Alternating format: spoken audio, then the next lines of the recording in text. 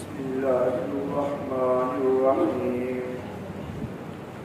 إنا نحن نزلنا الذكر وإنا له لحافظون صدق الله مولانا العلي العظيم وبلغنا نبيه ورسوله الكريم. محترم آباد، جیسا کہ عشرہ تربیت کی لیکس پر آج کا عنوان لکھا ہوا ہے، آج کے درس کا عنوان یہ ہے کہ تقلید کیوں ضروری ہے. اس حوالے سے چند ارشاد انشاءاللہ عرض کروں گا. جو آیت مبارکہ میں نے تلاوت کی ہے 14ویں سپارے کے پہلے صفحہ سے سورۃ الحجر کی آیت نمبر 9 ہے، جس میں اللہ رب العزت فرماتے ہیں کہ اِنَّا نَحْنُ نَزَّلْنَا الذِّكْرَ وَإِنَّا لَهُ لَحَافِظُونَ. بے شک ہم نے ہی اس ذکر کو نازل کیا ہے اور بے شک ہم خود اس کی حفاظت کرنے والے ہیں. اس آیت مبارکہ کی اس عنوان سے کیا مناسبت ہے، تو یہ میں انشاءاللہ ابھی تھوڑی دیر بعد ذکر کرتا ہوں. فی الوقت میں یہ چاہوں گا کہ سب سے پہلے آپ کو تقلید کی تعریف سے آگاہ کروں کہ تقلید کہتے کس کو ہیں، کیونکہ جس موضوع پر ہم نے بات کرنی ہے ہمارا دعویٰ ہے کہ تقلید ضروری ہے، تو پہلے معلوم تو ہو کہ تقلید ہے کیا. اور میں یہ سمجھتا ہوں کہ صرف تقلید کی جب تعریف ہی آپ اچھی طرح سمجھ جائیں گے نا، تو آپ کا دل خود بخود کہے گا کہ واقعی یہ تو ضروری ہے. اس کے لیے تو مجھے مزید کوئی خاص دلائل دینے کی بھی ضرورت کوئی نہیں ہوگی. تقلید کس چیز کو کہتے ہیں؟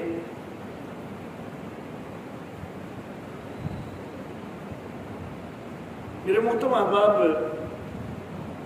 اس حوالہ سے لوگوں کو تقلید سے متنفر کرنے کے لیے تقلید کی غلط تعریفیں جو ہیں وہ کر کے دکھائی جاتی ہیں.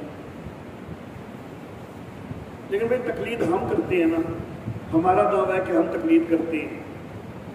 تو جب تقلید ہم کرتے ہیں تو پھر تقلید کی تعریف کیا ہے وہ ہمیں متعین کرنے کا حق ہے نا. جو تقلید کرتا ہی نہیں ہے اس کو تقلید کی تعریف متعین کرنے کا تو حق نہیں ہے. ظاہر باتیں کرتے جب ہم ہیں تو ہم بتائیں گے نا کہ ہم کیا کرتے ہیں. جو کرتا ہی نہیں ہے، جو کہتا ہے کہ تقلید ہے ہی آرام ہے، تو اس کو تو ہو سکتا ہے کوئی غلط فہمی لگی ہوئی ہو. پہلے اس سے پوچھو کہ جو کرتا ہے اس سے پہلے پوچھنا ہے کہ ہے کیا وہ، تم کرتے کیا ہو، تو پھر فتویٰ لگاؤ. تو تقلید کی تعریف متعین کرنے کا حق ہمارا ہے، ان کا نہیں ہے کہ جو تقلید کو شرک کہتے ہیں اور اس کے اوپر فتوے بازی کرتے ہیں. اور ہمارے نزدیک جو کہ ہمارے اکابر نے بڑا واضح لکھا ہے، تقلید اس کو کہتے ہیں کہ کسی عالم کی بات کو یہ حسن ظن رکھتے ہوئے مان کر تسلیم کر لینا، یہ حسن ظن رکھتے ہوئے تسلیم کر لینا کہ یہ جید عالم ہے، محقق عالم ہے اور یہ صحیح تحقیق کے مطابق بات بتا دے گا. اور یہ ضرورت نہ سمجھنا کہ اس سے میں یہ بھی پتا کروں کہ بھائی تیرے پاس اس مسئلے کی دلیل کیا ہے. ہم تقلید کی تعریف میں یہ کہتے ہیں کہ یہ ضرورت نہ سمجھنا کہ اس سے دلیل طلب کی جائے. وہ اس کو بگاڑ کر یوں کر دیتے ہیں کہ کسی عالم کی بات کو بغیر دلیل کے مان لینا. حالانکہ ایسا مسئلہ نہیں ہے. دلیل نہ ہونا اور چیز ہے اور دلیل طلب نہ کرنا اور چیز ہے، یہ دونوں میں فرق ہے. ہم یہ کہتے ہیں کہ یہ حسن ظن رکھتے ہوئے کہ وہ ایک محقق عالم ہے، جید عالم ہے، وہ صحیح مسئلہ بتائے گا تو اس سے مسئلہ پوچھ کے عمل کر لیا جائے. یہ ضروری نہ سمجھا جائے کہ ہم اس سے دلیل بھی مانگیں. اوپر حسن ظن رکھیں کہ وہ بالکل صحیح بتائے گا اور اس کی بات کو قبول کر لیا جائے، یہ تقلید ہے۔ اب میرے جو وہ احباب ہیں اہل حدیث احباب، یہاں پر میں خاص طور پر یہ بات کہنا چاہوں گا کہ کسی مسلک کے اوپر میرا مقصود تان کرنا نہیں ہے، کسی مسلک کے اوپر تان کرنا نہ میری عادت ہے نہ ہی میرا مقصود ہے، صرف اپنے احباب کے دل مطمئن کرنا کہ ہم جو کر رہے ہیں وہ الحمدللہ ٹھیک کر رہے ہیں، غلط نہیں کر رہے، تو اس کے لیے اپنے دلائل دینے کا تو ہمیں حق ہے نا۔ تو جو احباب اس چیز کو مخالفت اس کی کرتے ہیں تو ان کی بات کرتے ہوئے کہ وہ کیا کہتے ہیں تو تھوڑا سا ان کا نام تو لیا جا سکتا ہے، لیکن تان کرنا کوئی مقصود نہیں ہے۔ تو جو ہمارے اہل حدیث احباب ہیں، کیا ان کی عوام بھی یہی نہیں کرتی ہے کہ علماء سے مسئلے پوچھتی ہے اور عمل کر لیتی ہے؟ کیا ہمیشہ وہ دلیل مانگتی ہے؟ ایسا تو نہیں ہے۔ خود کئی اہل حدیث احباب مجھ سے پوچھ کے عمل کرتے ہیں، یہ کئی دفعہ ہوا ہے کہ مجھ سے مسائل پوچھتے ہیں، الحمدللہ ثم الحمدللہ اللہ نے ایک عزت دی ہوئی ہے کہ سارے مسالک کے لوگ اعتماد کرتے ہیں کہ یہ صحیح بتا دے گا انشاءاللہ۔ تو میں کئی اہل حدیث احباب مجھ سے مسائل پوچھ کے، جن کا مجھے اچھی طرح پتا ہے کہ وہ دیوبند نہیں ہے، وہ اہل حدیث ہے، وہ مجھ سے مسائل پوچھتے ہیں اور عمل کر لیتے ہیں، اور مجھ سے کبھی انہوں نے دلیل نہیں مانگی، دلیل نہیں مانگتے، بس مسئلہ پوچھتے ہیں عمل کر لیتے ہیں۔ مجھ سے کبھی بھی کوئی اہل حدیث اگر دوست آیا ہے نا اور دلیل اس نے مانگی ہے تو وہ اس نے مانگی ہے کہ جو بحث کرنے آیا ہے، جو بحث کرنے نہیں آیا صرف عمل کرنے آیا ہے نا، تو اس نے کبھی مجھ سے دلیل نہیں مانگی۔ تو میرے محترم احباب، اگر میری تقلید کر سکتے ہو تو امام اعظم ابو حنیفہ رحمہ اللہ کی تقلید کر لینے میں کیا ہے؟ تو سارے احباب جو خود اجتہاد کی صلاحیت نہیں رکھتے، انہوں نے ظاہر ہے کہ اپنے علماء سے پوچھ کے یہ عمل کرنا ہے اور کیسے کرنا ہے۔ تو یہ چیز ہے تقلید، کہ جس کے خلاف ایک پروپیگنڈا کا جو ہے وہ بازار گرم کیا جاتا ہے کہ جی یہ حرام ہے، شرک ہے، حالانکہ یہ تو سب کر رہے ہیں۔ اب جب بات اتنی ہو جاتی ہے نا اور اس پہ ماننا پڑتا ہے کہ ہاں یہ تو ہمارے ساتھی بھی سارے یہی کر رہے ہیں، پھر تھوڑا سا آگے بڑھتے ہیں، کہتے ہیں نہیں چلو تقلید تو جائز ہے اور ضروری بھی ہے، واقعی عام عوام اور کیا کرے گی اگر تقلید نہیں کرے گی تو، لیکن تقلید شخصی حرام ہے۔ پھر اس طرف آ جاتے ہیں۔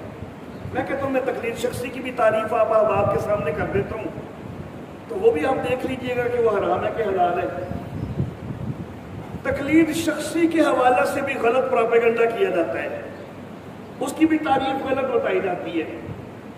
تعریف یہ بتائی جاتی ہے کہ صرف ایک امام کی ہر بات کو مان لینا یہ تقلید شخصی ہے، حالانکہ نہ ہی کسی حنفی نے آج تک یہ تعریف لکھی ہے کہ امام اعظم ابو حنیفہ کی ہر بات کو ماننا، نہ کسی مالکی نے آج تک یہ تعریف لکھی ہے کہ امام مالک کی ہر بات کو ماننا، نہ کسی شافی نے یہ بات لکھی ہے کہ امام شافی کی ہر بات کو ماننا، نہ ہی کسی حنبلی نے آج تک یہ تعریف لکھی ہے کہ امام احمد ابن حنبل کی ہر بات کو ماننا۔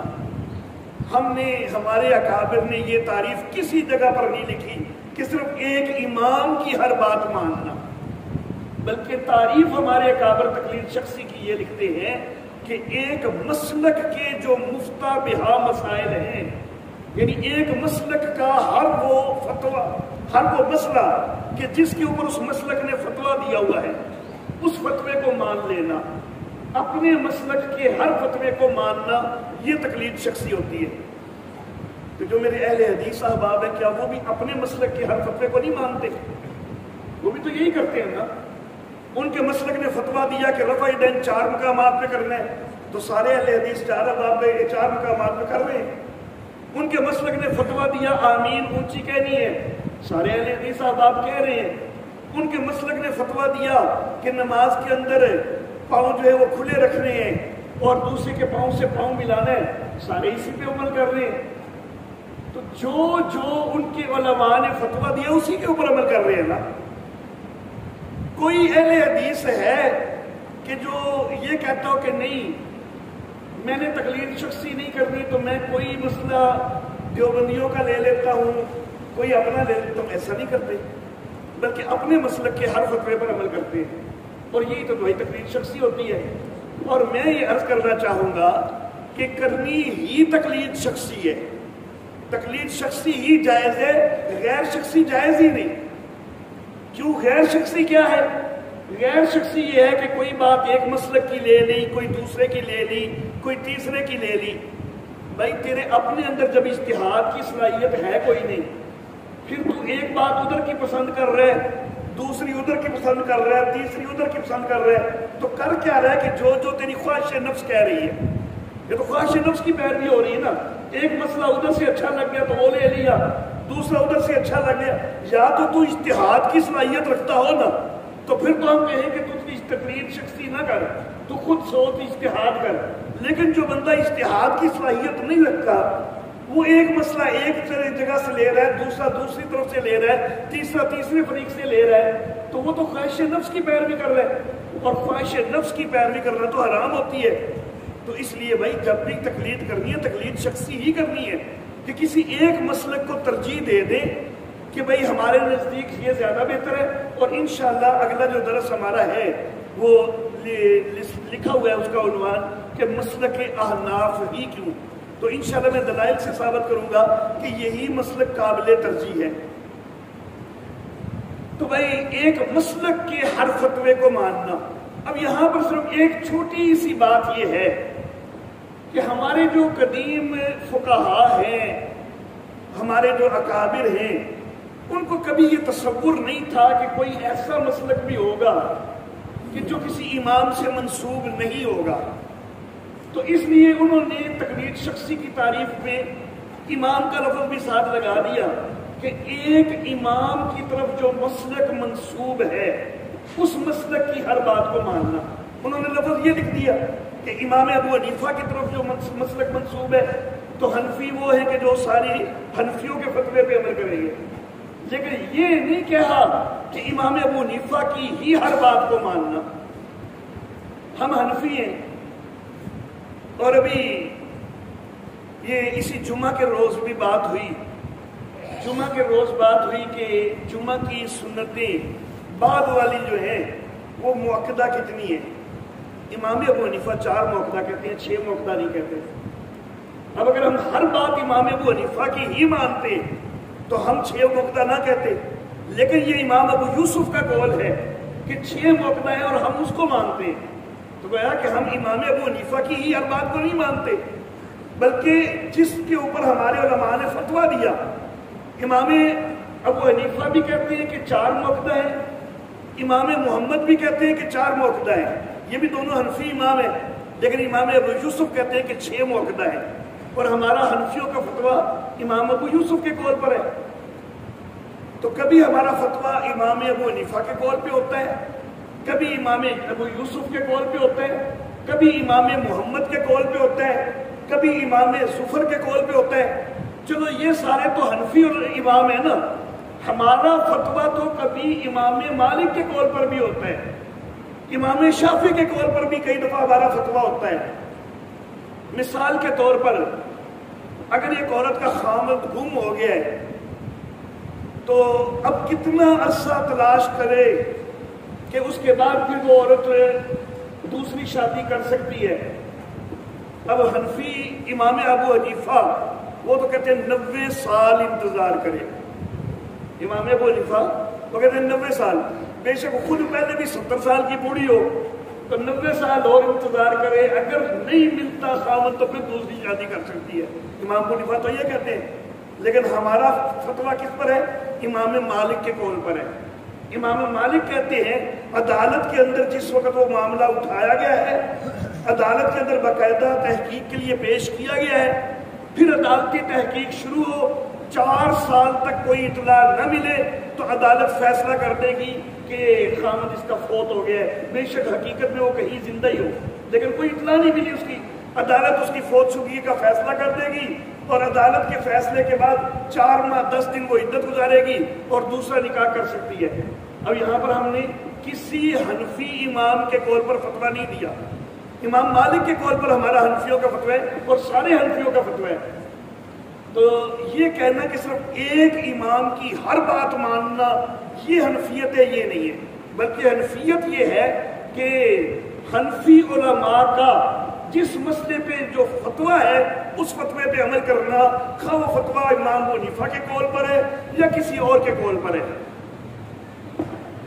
اللہ اللہ۔ اب آتے ہیں اس آیت مبارکہ کی طرف کہ جو میں نے شروع میں تلاوت کی ہے۔ اللہ رب العزت فرماتے ہیں کہ اِنَّا نَحْنُ نَزَّلْنَا الذِّكْرَ وَإِنَّا لَهُ لَحَافِظُونَ، بے شک ہم نے اس ذکر کو نازل کیا ہے اور بے شک ہم ہی اس کی حفاظت کرنے والے ہیں۔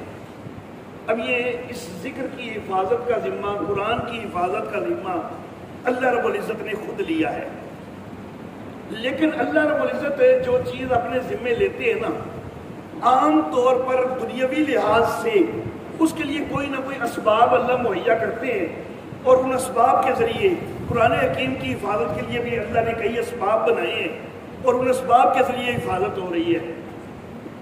حافظ قرآن جو ہیں وہ بھی ایک سبب ہے، وہ قرآن حکیم یاد کرتے ہیں، ان کے سینوں میں محفوظ ہوتا ہے، قرآن کی حفاظت ہوتی ہے۔ قرآن حکیم کے قاری جو ہیں وہ بھی ایک سبب ہے، وہ صحیح تلفظ سے لوگوں کو آشنا کرتے ہیں تو قرآن کے تلفظ کی حفاظت ہوتی ہے۔ جو کاتب ہیں وہ بھی حفاظت کا ایک سبب ہے، وہ قرآن حکیم کے نسخے تیار کرتے ہیں۔ دور حاضر میں کمپوزر جو ہیں تو وہ قرآن حکیم کے نسخے تیار کرتے ہیں، یہ بھی حفاظت کا ایک سبب ہے۔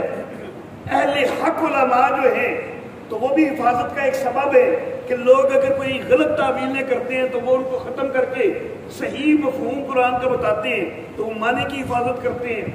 تو اللہ نے حفاظت قرآن کے کئی انتظام کیے، اور حفاظت قرآن کے جو تلفظ والا خاص طور پر معاملہ ہے نا کہ تلفظ کی حفاظت ہو، اس کے لیے اللہ رب العزت نے ایک سبب اجتہاد اور تقلید کو بھی بنایا ہے۔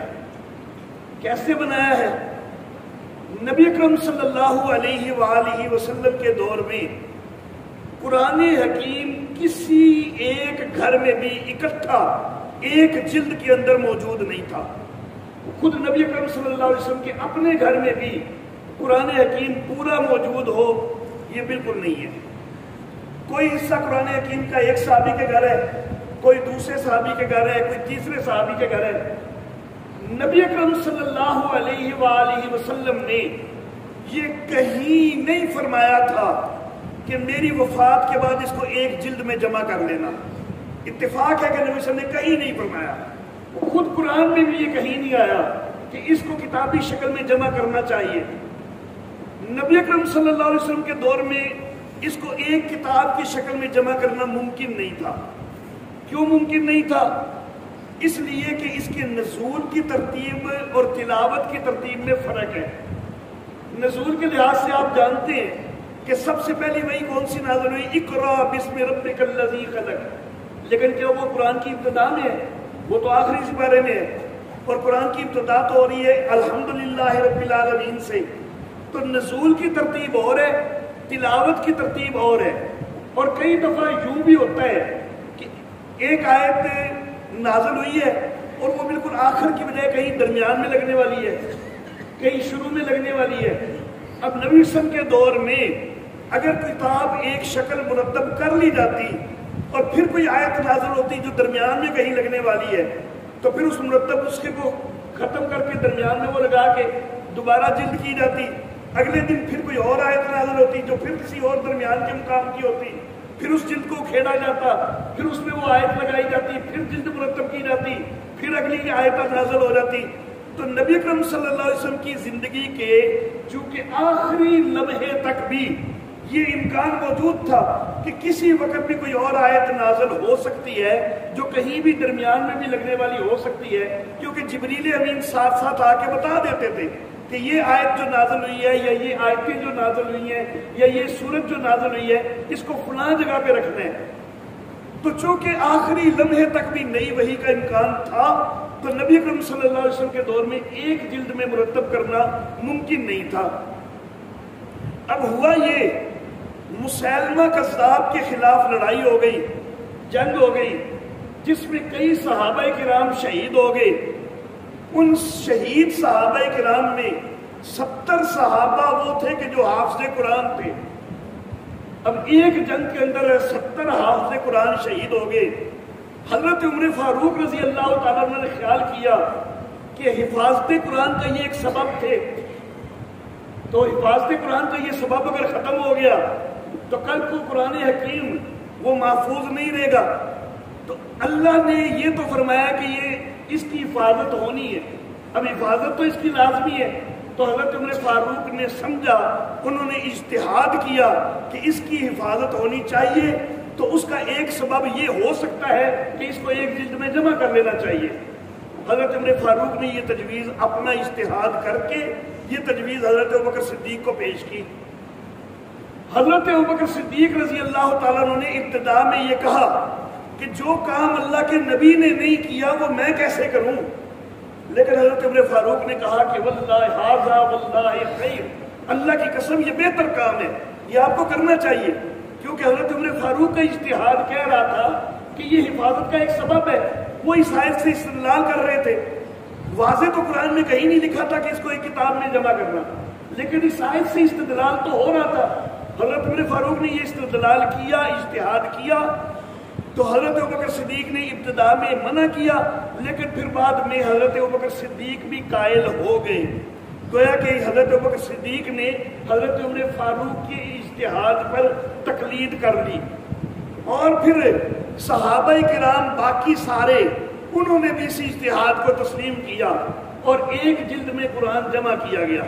تو یہ قرآن حکیم کی حفاظت جو ہے اس کے لیے ذریعہ بنا حضرت عمر فاروق کا اجتہاد، اور ساری امت آج تک اس اجتہاد کو تقلید کر کے مان رہی ہے. اب جس نے کہنا ہے کہ تقلید حرام ہے اس کو تو پھر یہ قرآن پاک استعمال نہیں کرنے چاہیے. اس کو پھر قرآن حکیم جو ہے وہ ایک نسخے میں ایک جلد میں جمع نہیں کرنے چاہیے، کیونکہ اس کی اطیعوا اللہ و اطیعوا الرسول میں کوئی دلیل نہیں ہے. جو واضح جو دلیل استنباط کی ہے نا، اجتہاد کی ہے نا، واضح دلیل کہ قرآن نے کہیں کہا ہو یا حدیث نے کہا ہو کہ ایک جلد میں جمع کرنے کہیں بھی نہیں ہے. اگلی بات، حضرت عثمان غنی رضی اللہ تعالیٰ عنہ کا دور آیا. آرمینیا اور آذربائیجان کے علاقے کے اندر جنگیں ہوئیں، فتوحات ہوئیں. وہاں پر مسلم مبلغ پہلے پہنچ چکے ہوئے تھے، فاتحین بعد میں پہنچے ہیں، مجاہدین بعد میں پہنچے ہیں. کئی لوگ وہاں پر پہلے مسلمان ہو چکے ہوئے تھے. حضرت حذیفہ بن یمان رضی اللہ تعالی عنہ یہ ان مجاہدین میں سے ہیں کہ جنہوں نے آذربائیجان اور آرمینیا کی فتوحات کے اندر حصہ لیا. جب وہاں پر فتوحات کے اندر حصہ لیا تو وہاں پر انہوں نے ایک چیز دیکھی کہ ایک بندہ قرات کر رہا ہے اور اس کا انداز مختلف ہے، دوسرا بھی اسی آیت کی قرات کرتا ہے، اس کا انداز مختلف ہے. یہ کہتا ہے، یہ دعویٰ کرتا ہے میں نے صحابی سے سیکھی ہے، میری قرات درست ہے، تیری قرات غلط ہے. جواب میں وہ بھی دعویٰ کر رہا ہے نہیں میں نے بھی صحابی سے سیکھی ہے، تو میری درست ہے تیری غلط ہے. تو آپس میں جھگڑے چل رہے ہیں، قراتوں کا اختلاف ہے. نبی اکرم صلی اللہ علیہ وسلم کے دور میں قراتوں کا اختلاف تھا. خود نبی صلی اللہ علیہ وسلم نے اجازت دی تھی 7 مختلف قراتوں میں پڑھنے کی، 7 مختلف قراتوں میں پڑھنے کی خود نبی اکرم صلی اللہ علیہ وسلم نے اجازت دی تھی. اب یہ 7 مختلف قراتیں کس انداز کی تھی؟ میرے والد محترم حضرت قاضی عصمت اللہ عاصمہ اللہ تعالی وہ اس کو پنجابی کی ایک مثال سے سمجھایا کرتے تھے. وہ کہتے تھے کہ کچھ لوگ بیٹھے ہوئے ہیں نا، اب ان میں سے کوئی ایک بندہ کسی کام کے لیے اٹھ کے جا رہا ہے. اب لوگوں نے پوچھنا کہ بھائی تم کدھر جا رہے ہو.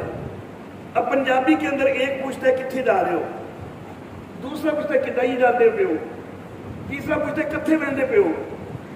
اب یہ سارے آپ سمجھتے ہیں کہ یہ سارے جو ہے ان کا مفہوم 100% ایک ہی ہے. لفظ تو مختلف ہو گئے. ایک کہہ رہا ہے کتنے جا رہے ہو، دوسرا کتنے کدائی بہندے پہ ہو، تیسرا کتنے جانے پہ ہو، کوئی اور کہتا ہے کدائی ارجنے پہ ہو. تو یہ ساروں کا مفہوم تو ایک ہی ہے لیکن لفظ بدل گئے ہیں. تو نبی اکرم صلی اللہ علیہ وسلم کے دور میں چونکہ اسلام ابھی تھا نیا نیا اور آپ یہاں اس علاقے میں رہتے ہیں، بہاولپور میں جو سرائکی بولی جا رہی ہے ہے تو وہ بھی پنجابی کی بیٹی. آپ سے کہیں کوئی کہ آپ روانی کے ساتھ سرائکی بولے بول سکیں گے؟ آپ سن کے سمجھ تو سکیں گے لیکن کیا بول سکیں گے؟ نہیں بول سکیں گے. اگر آپ سے کوئی کہے کہ ادھر سرگودے والی بولی جو ہے وہ روانی سے بولے، آپ نہیں بول سکیں گے. میاں والی کی بولے نہیں بول سکیں گے. اٹک کی بولے ہے تو ساری پنجابی کی مختلف قسمیں، نہیں بول سکیں گے آپ. تو اسی طرح جب اسلامی دور کی ابتدا تھی، قرآن حکیم نازل ہوا، اب اس کا ایک اصل لہجہ جو نزول کا ہے وہ تو ہے قریشی، لیکن جو دور دراز کے لوگ ہیں وہ اپنے لہجے کو صحیح طرح بول سکتے ہیں، قریشی لہجے کو وہ نہیں بول سکتے روانی سے. تو نبی اکرم صلی اللہ علیہ وسلم نے کہا کہ ہر ایک اپنے اپنے لہجے میں بول لیا کرے. تو لفظ تک بھی بدل جاتے تھے. لیکن یہ چیز حضرت عثمان غنی کے دور تک تو رہی. لیکن یہ تو سارے تھے نا عرب، وہ سمجھتے تھے جیسے ہم پنجابی ہیں نا، ہم تو یہ سارے جو میں نے مثالیں دی ہم تو سارے سمجھ گئے ہیں نا کہ یہ ایک ہی چیز ہے. لیکن یہاں پر کوئی عربی بیٹھا ہو اور اس کے سامنے میں بولوں کہ کتائی جاندے پہ ہو، کتھے جاندے پہ ہو، کدھر جاندے پہ ہو، کتھے جاندے پہ ہو، یہ سارا ایک ہی ہے، تو وہ تو کہے گا نہیں سارے مختلف ہیں، کیونکہ اس کو تو نہیں سمجھ آ رہی کہ یہ مفہوم مختلف ہو رہا ہے، مفہوم ایک ہی ہے. وہ تو کہے گا سارا کچھ مختلف ہے. لیکن ہم پنجابی تو سمجھتے ہیں کہ ایک ہی ہے. تو عرب تو سمجھتے تھے کہ ایک ہی ہے. اور آرمینیا والے عرب نہیں تھے، آذربائیجان والے عرب نہیں تھے. وہ ایک بھی بول رہا تھا تو اپنے لہجے میں صحیح بول رہا تھا، دوسرا بھی بول رہا تھا تو صحیح بول رہا تھا. لیکن وہ آپس میں لڑ رہے تھے، جھگڑ رہے تھے. وہ کہتا تھا تو غلط کر رہا ہے، وہ کہتا تھا تو غلط کر رہا ہے. اللہ اللہ. حضرت حذیفہ بن یمان رضی اللہ تعالیٰ عنہ نے یہاں پر اب اجتہاد کیا. انہوں نے خیال کیا کہ یہ آج تو صرف بحث کی حد تک لڑائی ہو رہی ہے، کل کو ایک دوسرے کے اوپر کفر کے فتوے بھی لگیں گے کہ بھائی تو قرآن ہی غلط پڑھتا ہے تو ہے ہی کافر. پھر تلواریں بھی نکلیں گی ایک دوسرے کے خلاف. تو حضرت حذیفہ بن یمان نے یہ اجتہاد کیا کہ ضرورت ہے کہ اب امت کو ایک قرات کے اوپر متفق کر لیا جائے. اور جو اصل نزول کی قرات تھی وہ تھی قریشی. تو قریشی لہجے کے اوپر اتفاق اب کر لینا چاہیے. حضرت حذیفہ بن یمان رضی اللہ تعالیٰ عنہ نے اپنا یہ اجتہاد حضرت عثمان غنی کو خط میں لکھ کے بھیجا. اور حضرت عثمان غنی نے مدینہ کے اندر مجلس مشاورت کو بلایا اور ساری مجلس مشاورت نے تصدیق کی کہ واقعی یہ کر لینا چاہیے. اور اس کے بعد سے آج تک باقی سارے لہجے ختم کر دیے گئے. کسی کو وہ لہجے پتہ تک بھی کوئی نہیں، کیونکہ حضرت عثمان غنی نے قریشی لہجے کے اوپر قرآن حکیم سارے پوری دنیا کے مختلف حصوں میں جو ہے وہ بنوا کے نسخے تو بھیج دیے اور کہا کہ آئندہ صرف ان نسخوں کے مطابق جو ہے وہ قرآن حکیم شائع ہوگا، دوسرے لہجوں کے مطابق کوئی قرآن نہیں شائع ہوگا. تو آج تک جو ہے یہ اجتہاد کے اوپر ساری امت تقلید کر رہی ہے. نبی اکرم صلی اللہ علیہ وسلم کے دور میں یہ زیر زبر پیش وغیرہ اس کا تصور ہی نہیں تھا. عرب لوگوں میں یہ حرکات کوئی نہیں تھی، یہ اعراب کوئی نہیں تھے. اور دوسری چیز نقطے بھی کوئی نہیں تھے. با ہے، تا ہے، سا ہے، تینوں کو بس یوں لکھ دیا جاتا تھا. عربوں کو سمجھ آ جاتی تھی کہ یہاں تلفظ با کرنے ہیں، یہاں تا کرنے ہیں، یہاں پر سا کرنے ہیں. جیم ہا خا سب کو یوں لکھ دیا جاتا تھا. عربوں کو پتا چل جاتا تھا کہ یہاں جیم والا تلفظ ہے، یہاں پر ہا والا ہے، یہاں پر خا والا ہے. اسی طرح دال زال ہے ایک انداز میں لکھے جا رہے ہیں، رازا ایک انداز میں، سین شین ایک انداز میں، عین غین ایک انداز میں، فا کاف ایک انداز میں. یہ عربوں میں یہ چل رہا تھا. ان کو سمجھ آ جاتی تھی کہ کہاں پر کیا پڑھنا ہے. نقطے کوئی نہیں تھے. اللہ اللہ.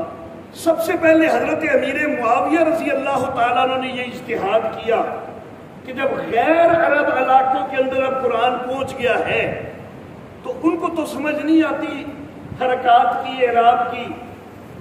ان کے لیے کوئی انتظام ہونا چاہیے کہ ان کو صحیح پڑھنا تو آئے.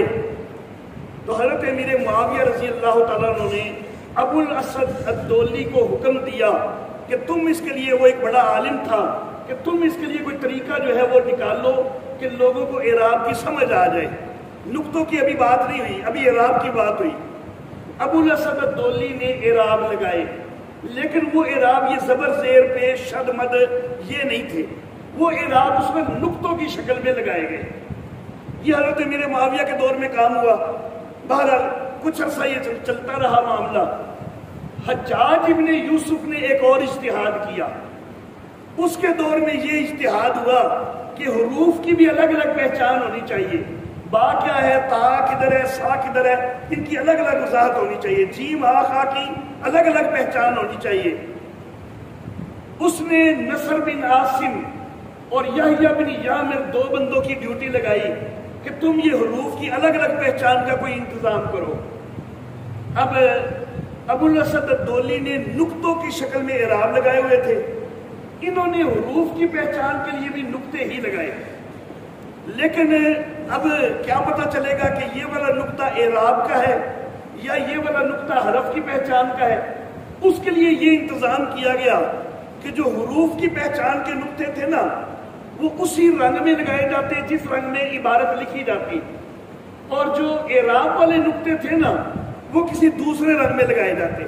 کچھ عرصہ یہ کام چلتا رہا، لیکن دقت ضرور تھی کہ جب بھی قرآن حکیم لکھنے 2 رنگ کو مہیا کرنے پڑیں گے، اور پھر یہ ہے کہ معاملہ ہے صرف ایک نقطے کا. اب صرف ایک نقطہ لگا ہوا ہو تو اس کا رنگ فرق کرنا کہ یہ جو ہے یہ سیاہ ہے یا کرمزی ہے تو وہ مشکل ہو جاتا ہے. خاص طور پر عبارت کچھ عرصہ زیادہ پرانی ہو جائے تو وہ سارے ایک جیسے ہو جاتے ہیں رنگ. تو یہ چیز دقت والی تھی.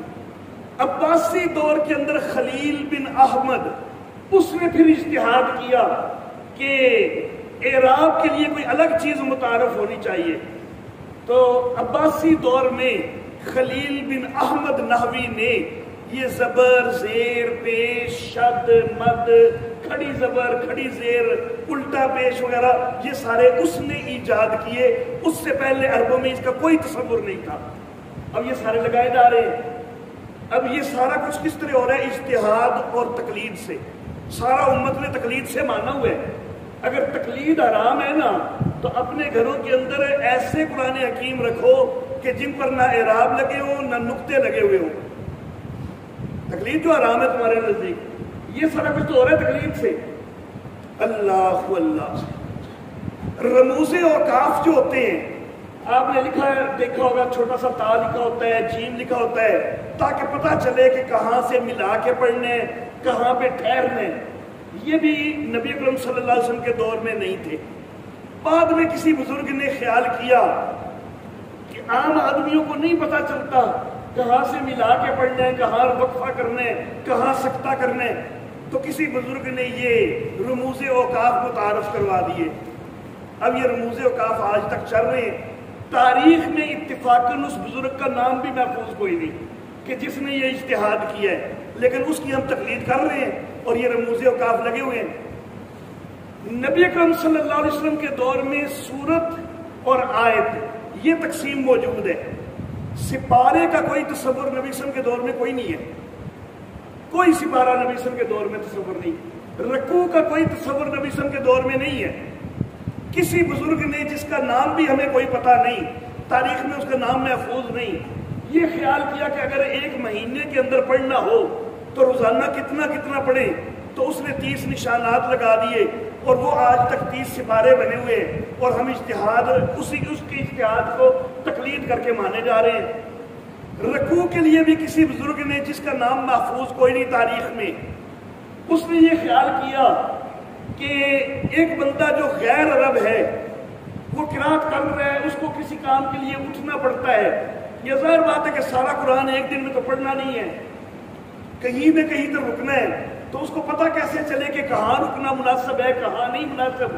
تو اس کے لیے اس نے پیراگراف کے نام نشان لگا دیے کہ بھائی اگر رکنا ہے نا تو اس جگہ کے آ کے رکو، پھر اگر مزید آگے جا کے رکنا ہے تو یہاں آ کے رکو. اور قیام کے اندر قرات کرنی ہے، آگے رکوع میں جانا ہے تو اتنی قرات کر کے رکوع میں جاؤ، پھر اتنی قرات کر کے رکوع میں جاؤ. اسی لیے اس کا نام رکوع ہو گیا کہ اتنی قرات کرو بھائی، اس کے بعد رکوع میں چلے جاؤ، پھر اتنی کرو تو پھر رکوع میں چلے جاؤ. تو یہ بھی کسی بزرگ نے اجتہاد کیا اور ہم سب تقلید کر کے مان رہے ہیں. نبی اکرم صلی اللہ علیہ وسلم کے دور میں قرآن پریس میں شائع کیا گیا ہے. اب دور حاضر میں یہ پریس میں شائع کیا جا رہا ہے. یہ بھی اجتہاد ہوا کہ پریس میں شائع کرنا بھی جائز ہے اور شائع کیا جا رہا ہے، ہم تقلید کر کے مان رہے ہیں. تو بھائی اگر اجتہاد اور تقلید کا دروازہ بند ہے، اگر تقلید حرام ہے تو پھر تو بھائی یہ قرآن حکیم بھی اس شکل میں ثابت کوئی نہیں ہوتا، پھر آگے اور کیا بات چلے گی؟ تو جب قرآن حکیم تک کو ثابت کرنے کے لیے اجتہاد اور تقلید کئی جگہ پر ضروری ہے، تو پھر ظاہر بات ہے کہ یہ دین کی انتہائی بنیادی ضرورت ہے، اس کے بغیر کوئی چارہ نہیں ہے، تقلید بہرحال کرنی پڑتی ہے۔ پھر اب اگلا عنوان کہ مسلک احناف ہی بھی کیوں ضروری ہے؟ تقلید کرتے ہوئے ہم نے امام مالک کے مذہب کو کیوں نہیں اختیار کر لیا، امام شافعی کے مذہب کو کیوں نہیں اختیار کر لیا، یا جو دور حاضر میں اہل حدیث احباب ہیں ہم بھی اس طرح کیوں بغیر کسی امام کے کیوں نہیں چل پڑے؟ تو یہ انشاءاللہ کل کے درس میں وآخر دعوانا ان الحمدللہ رب العالمین۔